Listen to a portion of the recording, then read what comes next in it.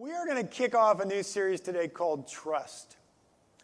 And again, I'm always a little bit ahead with things because I know a bit of what I'm going to deal with. And I hope it can perhaps touch your heart, what God has led me to here, as it has mine already. Because such a key part of our journey. Some of you may know the name Stephen Covey. When I talk about the author Stephen Covey today and something that he writes in his book, The Speed of Trust, I'm actually talking about Stephen Covey of 7 Habits. This is Stephen Covey's son, followed in his footsteps, has written some wonderful stuff. And so as we kick off this new series, simply titled Trust, let me start you off with a quote from Stephen Covey, the son. In his book, The Speed of Trust, he writes this: "There is one thing that is common to every individual, every relationship, every team, every family, every organization, every nation, every economy, and every civilization throughout the world. One thing that, if removed, will destroy the most powerful government, the most successful business, the most thriving economy, the most influential leader, the greatest friendship, and the deepest love. And that one thing that, if removed, will destroy all of those is trust." I think it's fair to say, would you agree with this? I think it's fair to say that trust is going through a pretty tough time in our culture right now.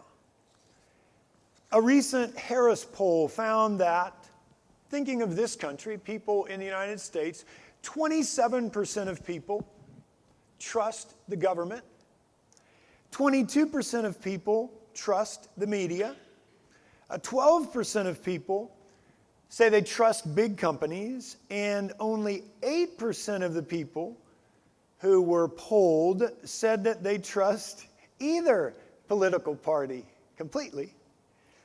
What makes things even worse is this: Americans not only lack trust in their institutions, they also lack trust in each other. A survey that is certainly a few years old now, taken by the British sociologist David Halpern, still that survey revealed, even if it's a bit dated, some interesting statistics, finding that only 34% of Americans believed that other people could be trusted.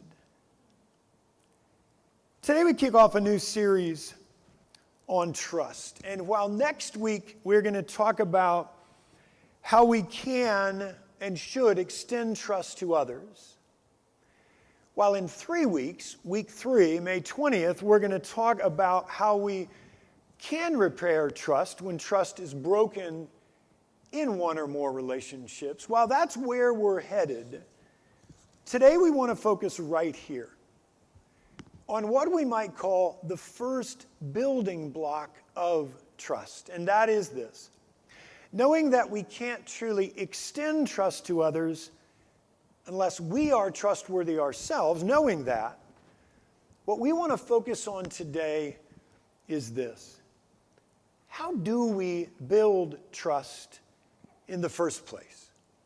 Or how do we become trustworthy people in the first place?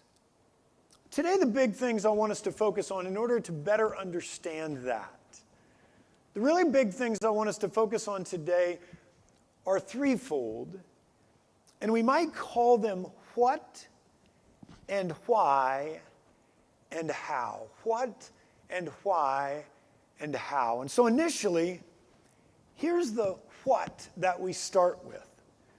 If we want to be more trustworthy, then what do we need to do first? Now, at times, one of the best ways to answer a question like this is to answer kind of the sister question, the brother question that is kind of stated in the negative way. Meaning, if we want to truly build trust in our relationships, what do we make sure we do not do first? And the answer to that question is this: we've got to make sure when it comes to building trust, we never start by focusing on others. We've got to make sure we never start by asking, who can I trust? Because as soon as we focus on the other, as soon as we focus elsewhere, sometimes we never come back to self. And so when it comes to being trustworthy, here's what you need to do first. You've got to first ask, okay, honestly, can I be trusted? Here are a couple of things to consider as you begin to reflect on that. And the first is this.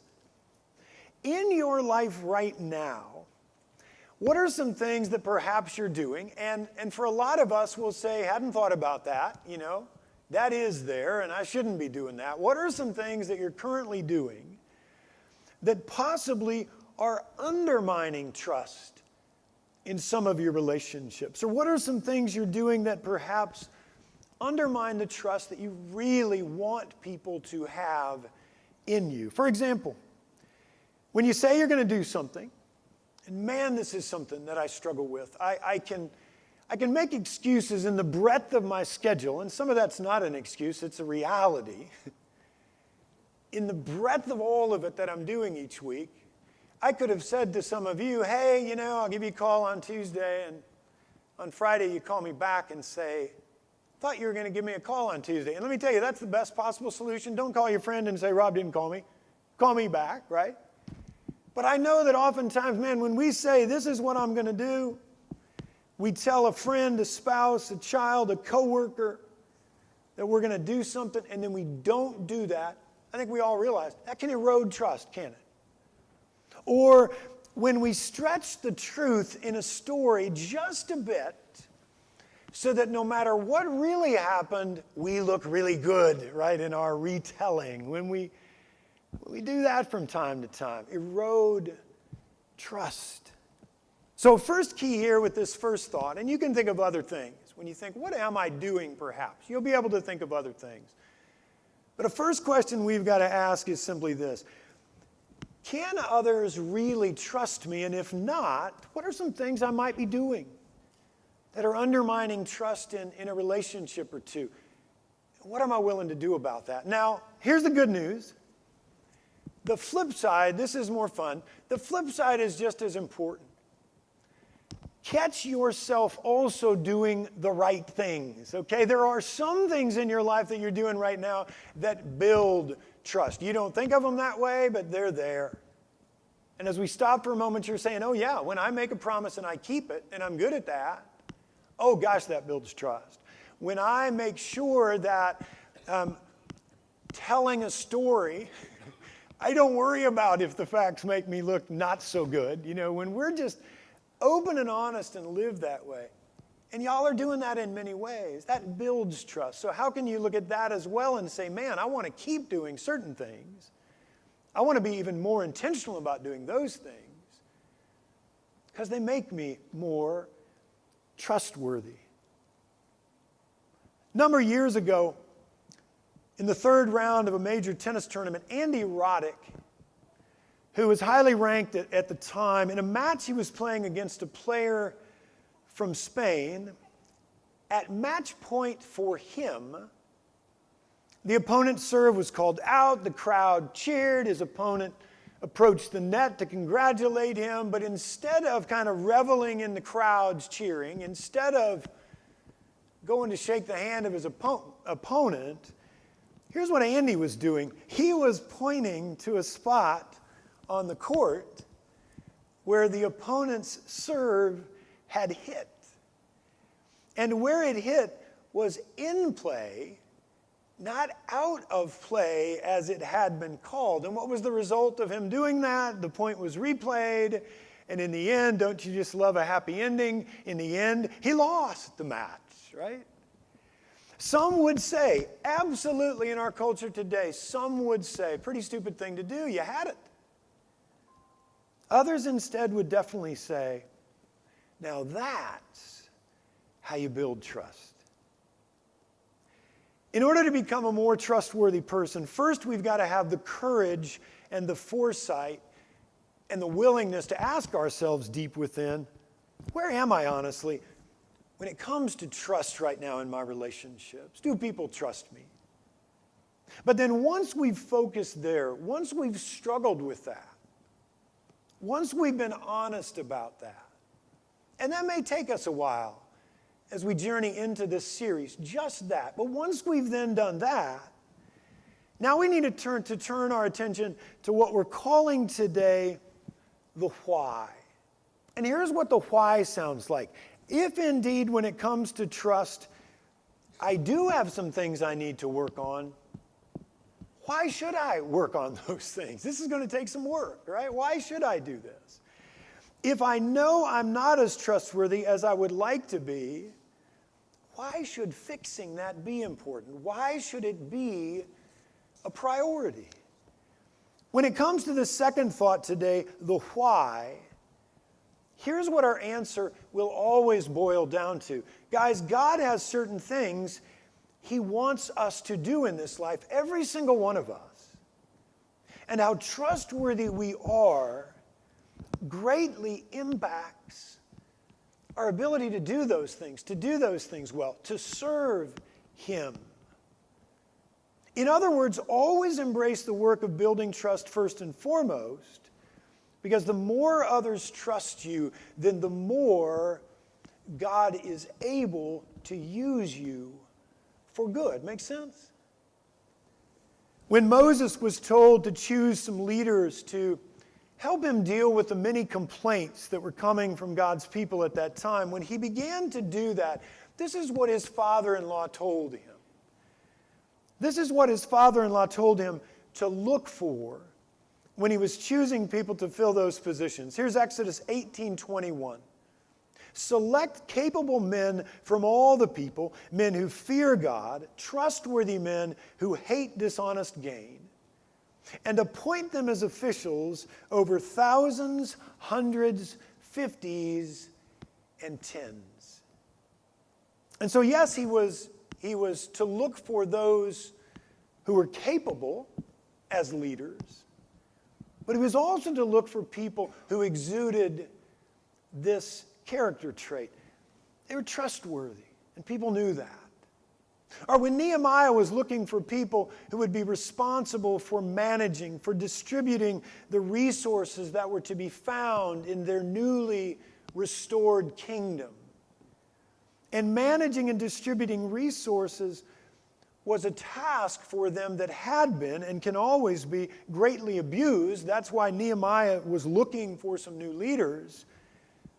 When he was looking for leaders to take these tasks on, the 13th chapter of Nehemiah tells us why he chose the people he chose. Here are verses 12 and 13. All Judah brought the tithes of grain, new wine, and oil into the storerooms. And then he says this, I put Shelemiah the priest, Zadok the scribe, and a Levite named Pedaiah in charge of the storerooms because, hear this, because these were men who were considered trustworthy. They were made responsible for distributing the supplies to their brothers. Again, capable, yes. Strong relationship with God, absolutely. But also this was critical, especially this was critical. They could be trusted. First, to build trust, we got to admit what we need to work on. Secondly, we've got to understand why we need to work on what we need to work on. Because God wants to use us for good in this life. But then lastly, we also need to do this. We need to tackle the how that's a part of all of this. And here's what the how sounds like. How do we become more trustworthy people? Or how do we become people who those around us know they can trust? Our friends, spouses, children, parents, coworkers, neighbors, you name it. Of course, there are no kind of 3 easy steps to this. Hard work to become more and more people who others will trust. But I do think there are some questions that we can ask of ourselves, some questions we can process with key people in our lives. I do think there are 3 questions that if we ask and answer them, that can be very, very helpful here. And if you're willing to work on what you find by asking these questions, asking them perhaps every 6 months, every year, just do this regularly. If you're willing to work on what comes to you from these questions, then more and more you will grow in ways that lead others to trust you. And so consider these questions today.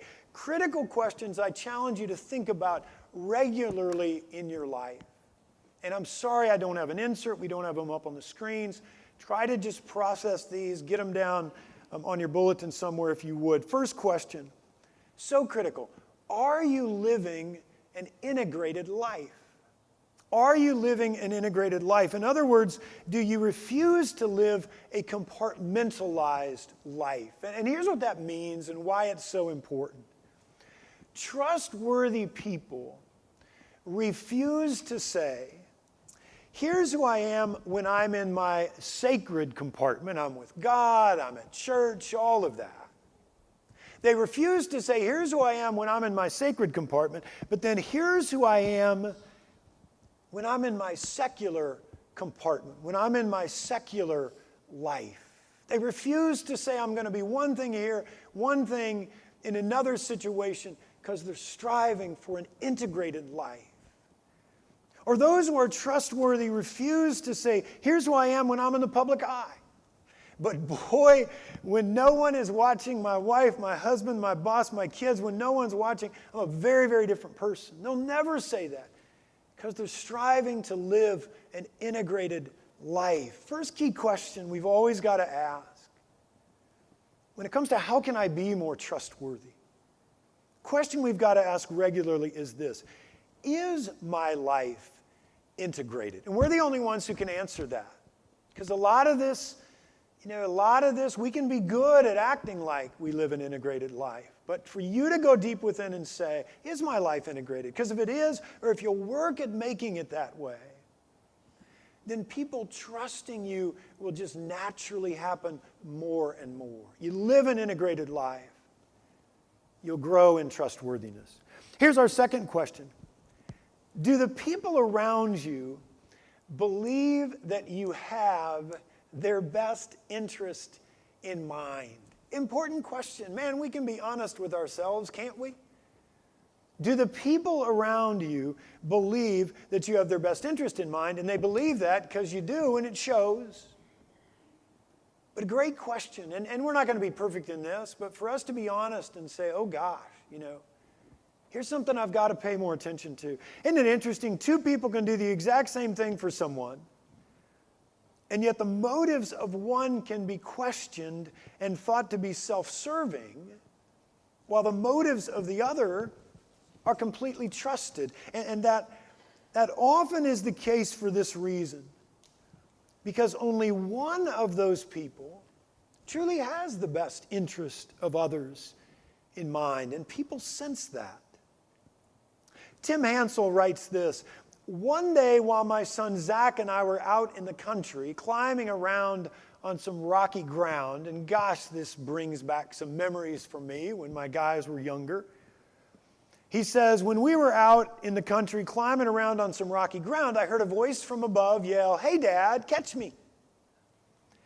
I turned around to see Zach joyfully jumping off a rock straight at me.